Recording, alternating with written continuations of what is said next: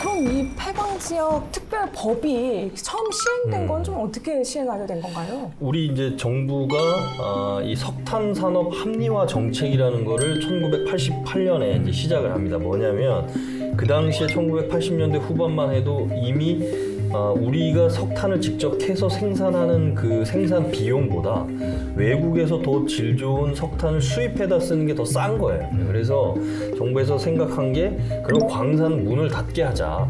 광산 문을 닫으려고 그런 정책을 시행하다 보니까 광산이 문을 닫으면 거기에 종사자들이 많잖아요. 이분들이 갑자기 일자리가 없어진 거예요. 그래서 나온 게 폐광지역 지원에 관한 특별법이 설립이 되고 그걸 근거로 해서 내국인들을 위한 전용 카지노, 이 강원랜드를 설립해서 거기에서 나오는 이익금을 가지고 광산이 문을 닫은 폐광지역의 경제 기반을 만들도록 하자. 그래서 아까 폐광기금도 이익금의 뭐 몇 퍼센트 이렇게 이제 정해진 건데 그 과정 속에서 그러면 여태까지 폐광지역의 여러 가지 경제 기반을 만들기로 한 비용을 투자해서 했지만 제대로 성과가 나지 않았죠. 그래서 10년 정도 이후에는 이제 어느 정도 완성이 되면 이제 이 법은 시효가 만료가 돼서 없어지는 건데 이게 연장을 한 거예요. 10년씩. 그래서 1995년에서 2005년, 다시 2015년, 그래서 이제 마지막 2025년이 폐특법 시효가 만료가 된 거고 지금 아직까지 근데 폐광지역은 경제 기반이 조성이 안 돼서 다시 이걸 연장하거나 시효를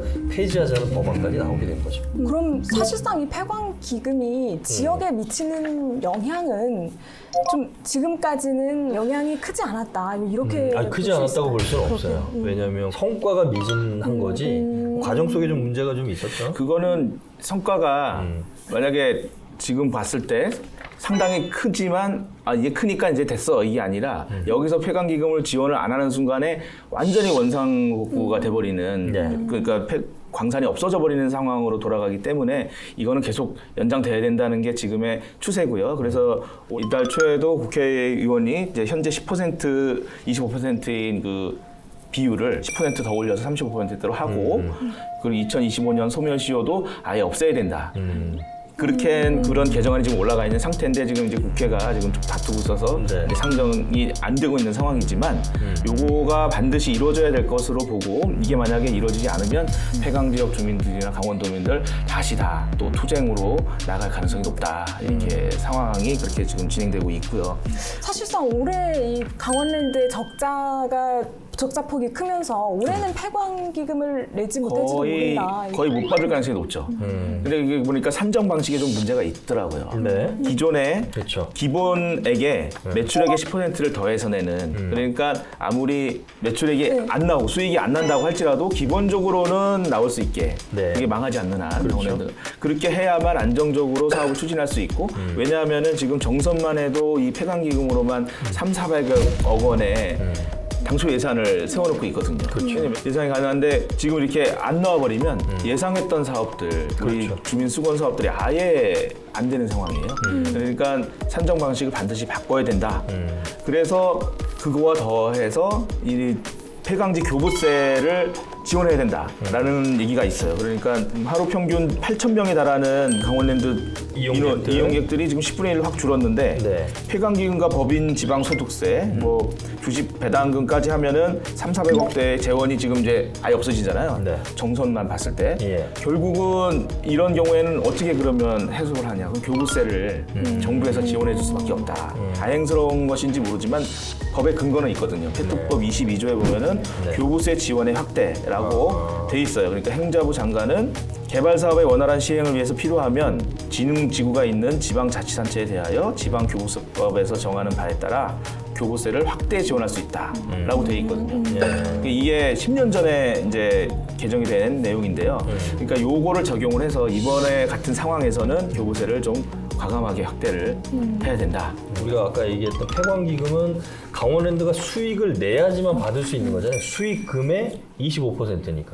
그런데 이제 관광진흥기금 같은 경우는 수익은 중요하지 않아요. 매출액의 10%이기 때문에 지금 같은 폐광기금 산정 방식이라면 이익이 안 남으니까 폐광기금 한 푼도 없는 거예요. 그런데 또 불구하고 관광진흥기금은 매출액은 1조 벌어들였잖아. 그럼 1,000억 내. 이렇게 되는 거예요. 10%면. 그러면 지금 그래서 폐광기금의 산정 방식을 이익금이 아니라 매출 방식으로 바꿔야 된다. 이렇게 이제 요구가 나온 것도 그것도 아마 특별법에 지금 들어가 있는 것 같은데 변호사님은 이 부분에 대해서는 좀 어떻게 생각하세요?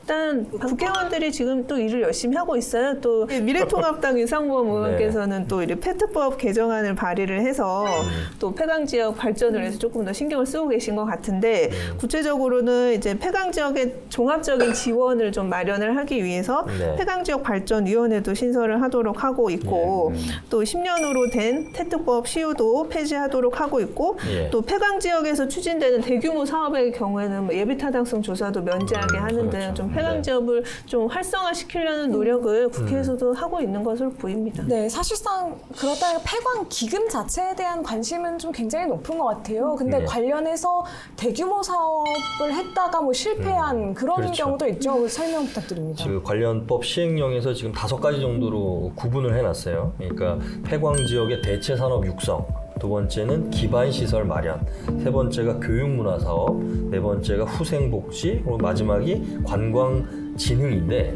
2011년부터 해서 지난해까지 약 한 1조 8,400억 정도가 폐광 지역에 폐광 기금으로 이제 지원이 됐어요. 그런데 문제는 뭐냐? 이 돈을 어떤 정책이라든지 이런 것 없이 지원을 하다 보니까 석탄 기금을 지원을 해서 대체 산업이라든지 기반 산업들을 육성을 했는데 망한 경우가 되게 많아요. 그러니까 대표적인 게 뭐냐면 태백에 있는 O2 리조트입니다.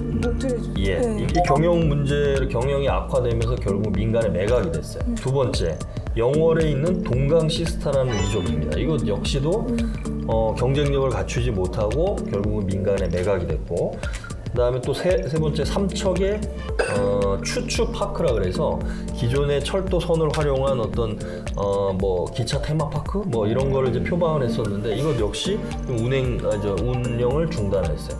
그러니까 이게 결국 뭐냐면 우리가 주요 관광지 동해안에 있는 주요 관광지 보시면 리조트만 있는 게 아니거든요. 그 주변에 볼거리, 즐길거리 뭐 여러 가지 다양한 요소들이 복합적으로 얽혀야 되는데 그냥 떨렁 어디 뭐 저 지역 한가운데 리조트 하나 만들어 놓은 거예요. 그러니까 사람들이 놀러 갈 어떤 메리트가 별로 없는 거죠. 그러면 이거에 대한 문제점을 바로 잡자. 또 어떤 일관성이 있고 큰 그림 속에서 정책을 집행하자고 하는 게 지금 말씀하신 페트법 개정안에 나와 있는 폐광지역 경제개발센터를 정부 주도로 해서 설립을 해서 총괄적으로 관리하자 이런 내용이 이제 포함이 되는 거죠.